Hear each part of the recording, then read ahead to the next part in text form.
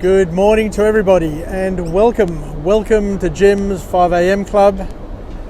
And this morning I come to you from the beautiful Circular Quay. I'm just over here on George Street and I'm about to go on a nice little walk and talk. I trust everybody had a great weekend and happy Monday to everybody, and wishing you a productive day and a awesome week. Anyway, let's go on a walk and talk and we'll have a chat. Today I want to just go through a book that I read many years ago. The book is entitled Awaken the Giant Within, and it was written by Anthony Robbins, and I think the book came out in either the late 80s, but I came across it in the early 90s. And I had the opportunity to go to a couple of his seminars and listen to many of his tapes, and he is an absolute champion. He's a leader in his field, and when it comes to personal development, growth, leadership, and all of those things, he's second to none, I'd say, given that he's probably the most recognised public speaker in the world today. But one of the great things that Anthony Robbins talks about in his book and in his seminars is the power of the questions, the power of habitual questions, the questions that we ask, and also, most importantly, here's some food for thought. He said it's not only the questions that you ask that determine the quality of your life and the quality of the experiences that you get, but also it's the quality or the questions that you don't ask. So let's go on a bit of a walk and talk and just chat about that. So let's peel the onion and learn a bit more about the power of questions.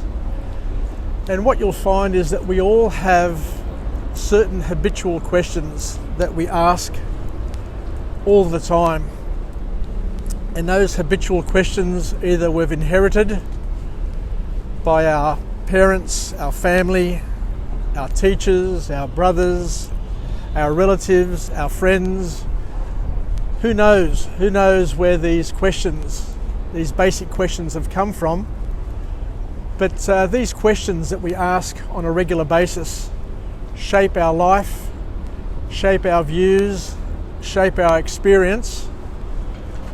And it's, let me just get up here, just one second. And it's very, very important to sit and reflect on the sort of questions that you're asking, and also to be open-minded and to sit and think about the questions that you could be asking that you're not asking. So as we mentioned, there are things which are called habitual questions, which are basically questions that we ask automatically. We don't even think about it, that we're asking them all the time. So every time we come across a situation, depending on whether or not we're a positive person or a negative person, will determine what sort of habitual questions we ask. And the habitual question that I absolutely hate when I hear it blurted out all the time is that perennial question that people ask: what's wrong? What's wrong? Why would you ask a question like that? What's wrong? Because by asking the question, what's wrong, you're kind of suggesting, you're kind of saying that there's something wrong. And you're getting the person to sit and think and focus on what's wrong. What's wrong in my life? What's wrong in the world? What's wrong about everything? So it's a terrible question, the question of what's wrong. Because as we said, you are what you focus on. You are what you focus on.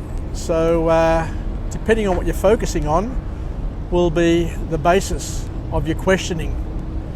So be very, very careful I guess, is the important message about asking yourself what's wrong. Because if you're asking yourself what's wrong, then you're going to get a thousand answers in terms of what's wrong, and you're basically focusing on something which is negative, something which is disempowering, something which is not productive. What's wrong? What a terrible question. I hate it when people ask the question, what's wrong? Anyway, as Anthony Robbins said, there's lots of ways to ask questions, and the important thing about questioning is to empower us, to empower the people around us, and to see the world in an empowering way, and to generate empowerment around us. So in his book, Anthony Robbins talks about questioning and the sort of questions you ask. But let's now flip to the other side, to the questions that we don't ask. You know, a lot of people tend to overthink their lives, tend to overthink situations, and make up their own reality. When, if you ask the right questions, you could just short circuit all of that and go straight to the source and appease yourself in terms of how you see the situation as to how the situation really is. So a lot of people trouble themselves. You can see it all the time. They're troubled with what they think the other person is thinking, or what they think the outcome is, or what their view is, or how things are looking. But the best thing to do is just ask the question. I remember when I was working in a number of organisations, a boss of mine just said, just pick up the phone and ask them. Don't sit here asking me and asking everybody else what you think they mean. Just pick up the phone and ask the question. And you see it in life. The people who are more curious, the people who ask the right questions, are the ones who are able to get the best sort of outcomes, or at least outcomes that are predictable. You know, there's no use leaving things to chance. There's no use asking the question, does he love me? Does he not? Does he love me? Does he not? And pluck the daisy, as the Greeks say. The important thing is just to ask the question, or to pose the question, and then find out what the answer is. But it's important to know how to pose the question as well, and to pose it in a way which is going to generate an empowering answer, as opposed to a yes/no answer. So asking open-ended questions are a useful way of gaining further information and garnering a deeper understanding of what people are thinking, or what people's intentions are. So just ask those questions.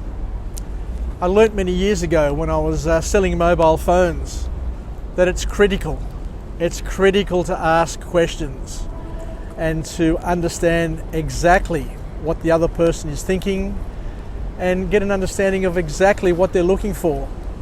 Because if you're assuming that you know, or if you're assuming that you understand what they're looking for, and there's a one method fits all approach, then you're going to be mistaken all the time, because everybody's different, and everybody has a different way of expressing themselves. So it's up to each and every one of us to work out a way of cracking that shell and getting closer to the people around us, to become more empathetic, and to ask empowering questions. Ask questions that are going to generate a good answer. But if you ask a dumb question, then guess what? You're going to get a dumb answer. Now, if you keep on asking people what's wrong, then all they're going to be doing is focusing on what's wrong in the world. If you're asking your kids what's wrong with school, what's wrong with this, what's wrong with that, you're getting them to focus on the wrong bloody things. So in order to improve the quality of our lives and the quality of our experiences, we need to change and improve the quality of the questions that we ask.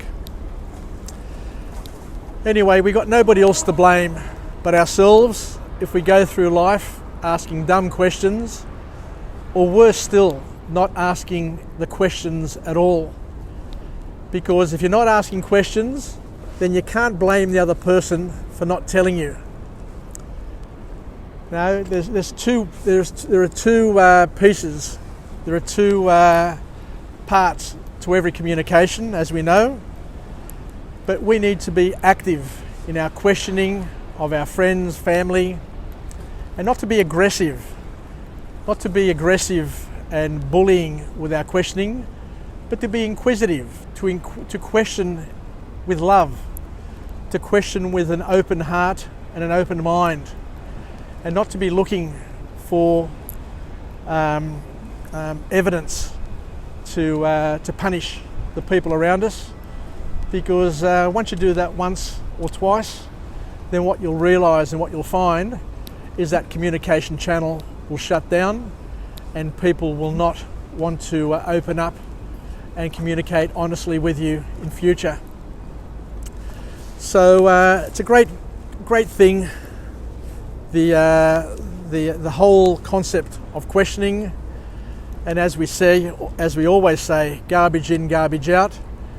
And if you want to keep the garbage out of your head and out of your life, then we need to be more open, more proactive, and more comfortable with asking questions. And if you're not getting answers with the questions that you're asking, then obviously people are trying to hide something from you. So you need to keep that in mind as well. But learn the technique of asking good questions, and you see the best lawyers, the best barristers are the ones who know how to ask the best questions. They know how to use the right tonality and they use the right timing. Once again, we just can't ask people questions all the time. You got to pick the moment and the right mood to ask the question. Otherwise, you're not going to get very much of a response as well. Anyway, let's finish up with a positive affirmation. I'm alive, I am well, and I feel absolutely great. To my friends and family, stay connected, stay relevant. Look at these beautiful cars. And most importantly, use the power of questioning, but be smart. Be smart with the way you ask questions so that you get empowering responses, because you can get two people asking somebody a question and you can get two different answers depending on the question that's being asked. So live with positive expectancy, be trusting of the people around you, but also be a great communicator and work with them to understand what's going on in their life, what's going on in their minds, and be there to assist and help where possible, and not to judge and be a pain in their lives. Anyway, take care everybody, and thank you for joining me on Jim's 5 a.m. Club on this Monday morning, this fairly miserable sort of Monday morning. It's overcast, it's cool, but it's another day. It's a start to the work week, and we welcome every day, because every day is special and every day is an opportunity for us to grow, develop, share, and be the best that we can possibly be. Anyway, these are some new cars here, BYD. Don't know what they are, but obviously they're going to be having some advertising happening over here, promoting these new cars, all about electricity, and we've got a taxi over there as well. But take care, wishing you all the very best. And we've got a bus coming down as well. How cool is this? But take care, and until we chat again, I'll be with you again tomorrow morning at 5 a.m. Don't know where I'll be, but I'll be in a location to showcase the beauty of this magnificent city of Sydney, and hopefully coming to you with another empowering message, and just wishing you all the best for today, and take care. So if you want, you can subscribe to my YouTube channel. It's James Paniaras, one word, and I've got over 300 vlogs in English and currently 61 vlogs in Greek. So you're welcome to join the vlog channel and be part of the journey, but of course there's no pressure. Wishing you all the best. Once again, take care, yas, and bye for now.